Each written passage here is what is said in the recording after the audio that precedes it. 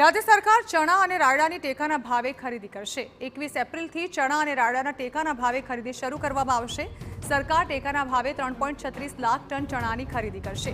1.29 lakh metric ton રાયડાની ખરીદી કરવામાં આવશે। આ અંગે વધુ માહિતી આપી રહ્યા છે અમારા સહયોગી કિંજલ મિશ્રા। કિંજલ, સરકાર ટેકાના ભાવે હવે ચણા અને રાયડાની ખરીદી શરૂ કરશે, જાણવા માંગીશું વિસ્તારથી।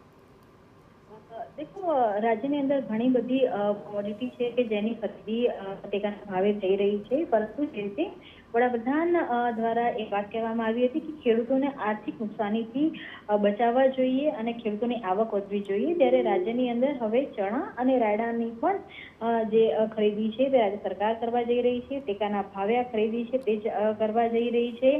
21 એપ્રિલથી રાજ્યની અંદર ટેકાના ભાવે ચણા અને રાયડાની ખરીદી છે તે શરૂ થશે। ટેકાના ભાવ 1903 કરોડે 3.36 લાખ મેટ્રિક ટન ચણાનો જથ્થો છે તે ખરીદાશે, જ્યારે ખેડૂતો પાસેથી 778 કરોડના મૂલ્યનો 1.26 લાખ મેટ્રિક ટન રાયડાની ખરીદી પણ છે તે કરવામાં આવશે।